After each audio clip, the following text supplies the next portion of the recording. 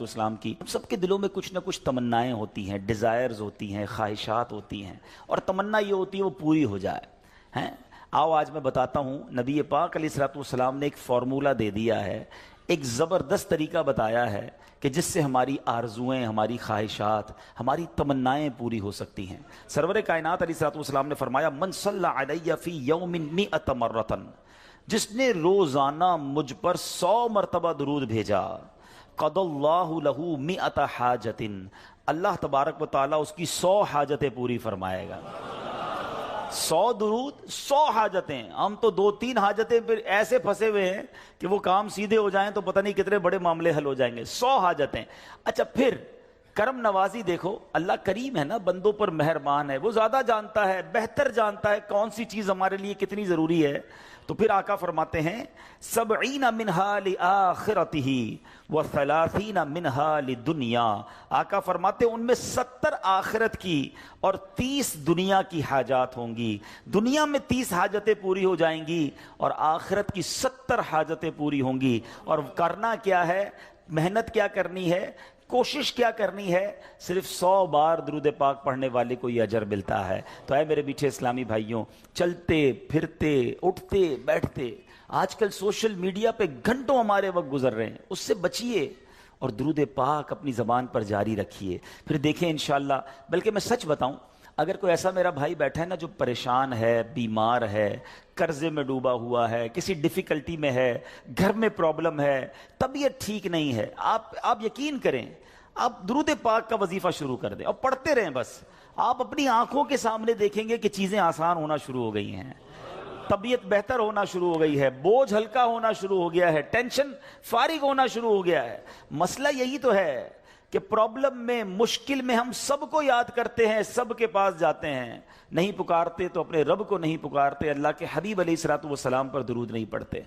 तो अपनी आदत बनाएं। और दुरूद पाक तो कब कब किस किस को काम आया है। अगर मैं ये कहूं ना कि मेरी और आपकी दुनिया में आमद का एक सबब भी हम सब की जो तख्लीक हुई है, हमारे जद्दे अमजद कौन है, हम किसकी औलाद हैं? हजरत आदम अलैहिस्सलाम की। अच्छा माशाअल्लाह, हजरत आदम यानी हमारी अम्मी हुजूर फिर कौन हुई? बीबी हव्वा। माशाअल्लाह, इतना तो पता है ना। हजरत आदम और बीबी हव्वा का रिश्ता कैसे हुआ आपको पता है? ये निकाह कैसे हुआ, ये रिश्ता हुआ, ये जोड़ा बना तो ये सिलसिला बनी आदम शुरू हुआ ना, औलाद शुरू हुई और बढ़ते बढ़ते बढ़ते आज हम सारे दुनिया में आ गए। हमें आदमी कहा क्यों जाता है? हम हजरत आदम अलैहिस्सलाम की औलाद है ना। अब आओ बताता हूं, ये पहला निकाह, ये पहला रिश्ता, ये पहला जो जोड़ा बना वो कैसे बना? सुभान अल्लाह। अब इसके बारे में ये आता है कि जब अल्लामा नबहानी रहमतुल्लाह तआला नकल करते हैं कि जब अल्लाह अज़्ज़ा वजल ने हजरत आदम अलैहिस्सलाम को पैदा किया, उन्होंने आंखें खोली तो अर्श पर इसमें मोहम्मद सल्लल्लाहु अलैहि वसल्लम लिखा हुआ देखा। हजरत आदम के दुनिया में आने से पहले ही मेरे आका का चर्चा है, नबी पाक का नाम अर्श पर लिखा हुआ है। अब अर्ज की, ऐ मेरे रब, क्या मुझसे बढ़कर भी तेरी बारगाह में कोई इज्जत वाला है, मुअज़्ज़ज़ है? हजरत आदम अल्लाह से पूछ रहे। इरशाद फरमाया, हाँ, ये नाम तेरी औलाद में से एक नबी अलैहिस्सलातु वस्सलाम का है जो तुझसे बढ़कर मेरे यहां मुअज़्ज़ज़ है। हजरत आदम से कहा जा रहा है कि तुझसे बढ़कर मेरे यहां मुअज़्ज़ज़ हैं। अगर वो ना होते तो मैं न आसमानों को पैदा करता, न जमीन को, न जन्नत को, न जहन्नम को। फिर जब अल्लाह अज़्ज़ा वजल ने उनकी पसली से हजरत हव्वा रदियल्लाहु ताला अन्हा को पैदा किया तो आदम अलैहिस्सलातु वस्सलाम ने उन्हें देखा, ऐसी मखलूक कि जिसके मुशाबे कोई और मखलूक ना थी। अल्लाह अज़्ज़ा वजल ने हजरत आदम अलैहिस्सलातु वस्सलाम में ख्वाहिश भी पैदा की। तो उन्होंने अर्ज़ की, इलाही ये कौन है? फरमाया, हव्वा रदियल्लाहु ताला अन्हा। अर्ज़ की, मौला मेरे साथ जोड़ा बन जाए।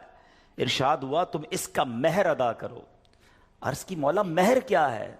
इरशाद फरमाया, उस नाम वाले पर 10 मरतबा दुरूद भेजना है। जिसका नाम अर्श पे देखा है ना, उसके नाम पर 10 बार उस नाम वाले पर दुरूद भेजो। तो कहा, ए अल्लाह, मैंने ऐसा कर लिया तो क्या मेरा जोड़ा हो जाएगा?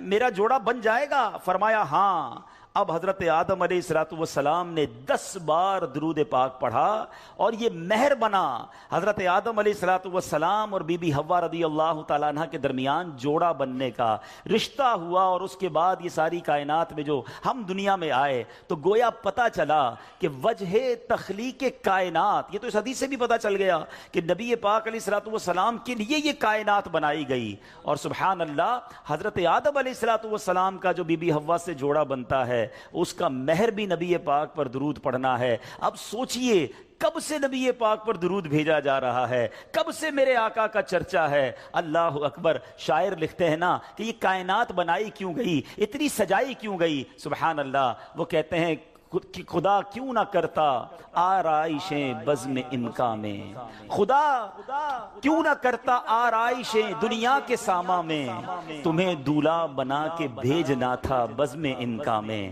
یہ ساری کائنات ہی سجائی گئی ہے نبی پاک علیہ السلام کے لیے۔ مولانا حسن ادا خان صاحب لکھتے ہیں نا، کونین بنائے گئے سرکار کی خاطر، کونین بنائے گئے سرکار کی خاطر، کونین کی خاطر تمہیں سرکار بنایا، ایسا تجھے خالق نے طرحدار بنایا، یوسف کو تیرا طالب دیدار بنایا۔ حضرت آدم علیہ السلام نے جب یہ سوال کیا ہوگا، ذرا امیجن کریں کہ یا اللہ مجھ سے بڑھ کر بھی کوئی تیرے یہاں عزت والا ہے، تو بتایا کیا گیا ہے تیری اولاد میں، آنا تیرے بعد بظاہر ہے مگر تجھ سے بھی زیادہ عزت والا ہے۔ سیدی اعلیٰ حضرت امام اہل سنت بڑا پیارا شعر لکھتے ہیں کہ جب سے حضرت آدم علیہ السلام کو یہ پتا چلا کہ میری اولاد میں کوئی ایسی شخصیت نے بھی آنا ہے جو رب کے یہاں اتنا مقبول ہے، تو اس کی یاد میں حضرت آدم علیہ السلام گویا گم رہا کرتے۔ سبحان اللہ۔ سیدی اعلیٰ حضرت لکھتے ہیں کہ حضرت آدم علیہ السلام کیا کہا کرتے کہ ظاہر میں میرے پھول ہیں، حقیقت میں میری اصل۔ بعد میں آنے والا تنے کے تنا جو ہے اس کے بعد پھول آتا ہے نا، کہتے ظاہر میں تو میرے پھول ہیں، حقیقت میں میری اصل، اس گل کی یاد میں یہ صدا ابو البشر کی ہے۔ ابو البشر کہتے ہیں حضرت آدم علیہ السلام کو، وہ اس وقت بھی نبی پاک کو یاد کرتے تھے کہ ایک پھول نے آنا ہے، لیکن باغ سجایا اسی کے لیے گیا ہے، سب ساری کائنات سجی اسی کے لیے ہے۔ سیدی اعلیٰ حضرت لکھتے ہیں نا، کیا خوبصورت بات لکھتے ہیں، انہی کی بو مایہ سمن ہے، انہی کا جلوہ چمن چمن ہے، انہی سے گلشن مہک رہے ہیں، انہی کی رنگت گلاب میں، آقا ہی کا سب کچھ ہے، انہی کا سب یہ سجایا ہوا، ان کے صدقے سے یہ ساری کائنات بنی ہے۔ اللہ بس نبی پاک کا سچا غلام بنا لے، آقا اپنی غلامی میں قبول فرما لے، نبی پاک کا ذکر زبان پر جاری ہو جائے۔